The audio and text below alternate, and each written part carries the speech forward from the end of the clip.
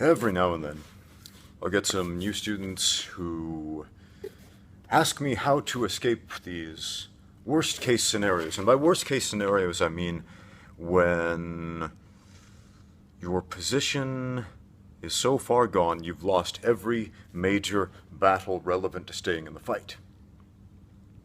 For example, somebody has you in a rear naked choke, their hooks are in, everything's perfect, they're squeezing. You've lost every major battle up until that point. And they say, how do I escape this submission? And what I tell them is, you've already lost the fight. Here's how you escape that submission. And they're kind of shocked because they want me to tell you, put your hands here, do this, twist over that way, and then you get out. Now it's possible, but you got 3 seconds. That choke is sunk in. You got 3 seconds before you black out to escape. 1, 2, 3. Unconscious. Now, I mean, I could tell them, okay, you gotta peel those fingers off the back of your head, get this other arm under here, hope they don't know how to finish it with one hand, which you totally can. Easily, actually. And then start escaping your hips and your shoulders. How long did it take me to explain that sequence of movements? Longer than 3 seconds, right? Now, if you can pull that off in 3 seconds, you're probably a good enough grappler that you wouldn't be stuck in that situation to begin with. And I hear this one a lot. Their arms fully hyperextended, they're pinned in the armbar position. The other guy's driving his hips up into it, being nice, not punching the hips in to break the arm, just going nice and slow, giving them plenty of time to tap out. And they'll say, Coach, how do I get out of this position? That's how, guys. Tap out. But no, like, how do I get out of this? And yes, there are a few certain things you can do if you can happen to, rotate your arm, thumb out, flip your body over, drive into him a certain way. If you happen to pull that elbow in past the hip or whatever, but if it's already hyperextended and they're going slow, that's because they're being nice. They're giving you time to tap out instead of breaking your arm off, taking it home and hanging it over their mantle. So how do we escape those worst case scenarios? We don't get into those worst case scenarios. So if somebody's on your back, practice getting your defenses up there. So they can't get those arms around your throat in the first place. Practice your hand fighting skills.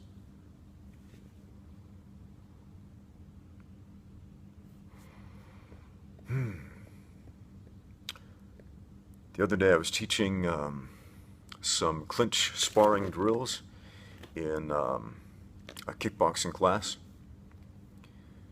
practicing breaking down our partner's posture so that we could bring up a knee. And one of the students, one of the new guys, found himself consistently getting his posture broken down, almost getting his head bounced off the floor like a basketball. So close to the knees where his training partners could have knocked him out at will any way they wanted to. And he kept doing this, stupid thing a lot of new students do because they don't know any better, and that's trying to pull his head out backwards, which just makes it worse if you're actually in a real fight where that guy is going to land that knee to the head. He's going to land it with authority, with acceleration from both directions. So I told him that, and he said, well, how do I get out of this position? I said, don't get into that position.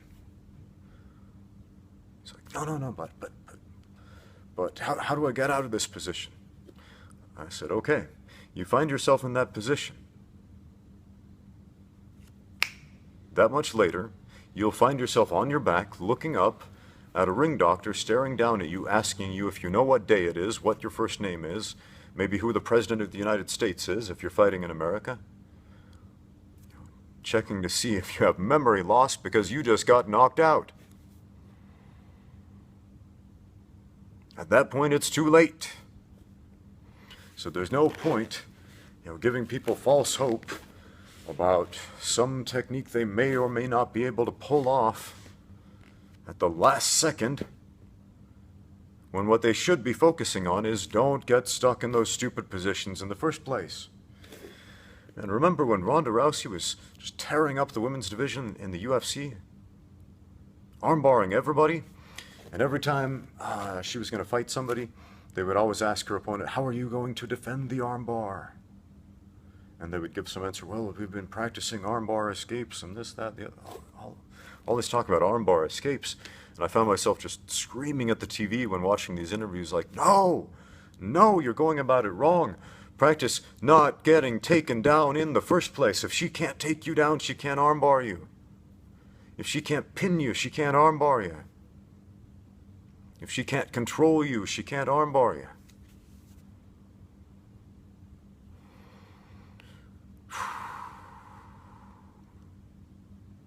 Man. So, all of these fighters, bless their hearts, kept focusing on how to escape the armbar. And that's problematic for a couple of reasons, because one, they took it as a foregone conclusion that they had already lost the fight, that they had already been stuck in that position. And if you are stuck in that position, if you're pinned in that armbar position with the arm hyperextended against somebody who's been training with me for a couple of weeks, that fight's over. Now, if you're stuck in that position with an Olympian, an Olympic medalist in judo, forget about it. That fight was over yesterday.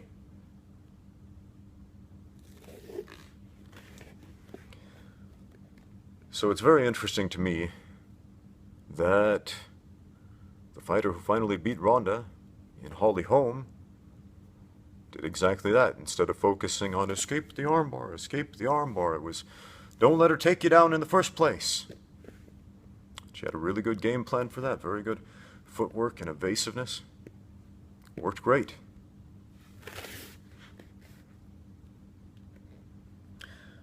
Now, this isn't a video about Ronda Rousey. It's just an example there.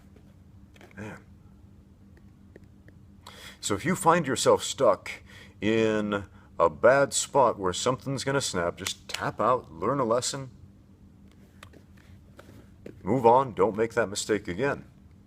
A drill that I would highly recommend. I love this drill. I do it whenever I have the time and a student to roll with who has enough endurance to actually do it. The 100-point drill.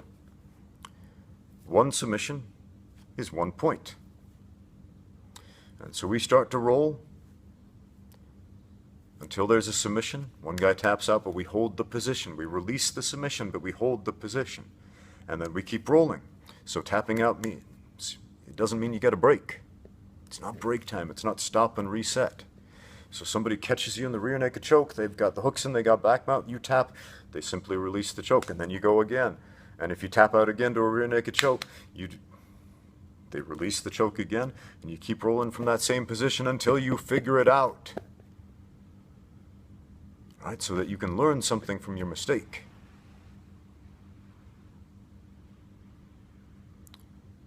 Right? So you learn, get those hands in there. Start hand fighting. Try that. Roll to 100 points. One submission is 1 point. It might take you a couple hours, especially depending on the skill level of those involved. But once you start getting stuck in those trouble spots, the spots where you personally have a difficult time escaping from or handling, yeah, those points are going to start adding up. And it's going to hurt your ego a little bit when you end up 20, 30, 40, 100 points behind. But it's going to teach you something. It's going to teach you 100 very important lessons about those difficult positions.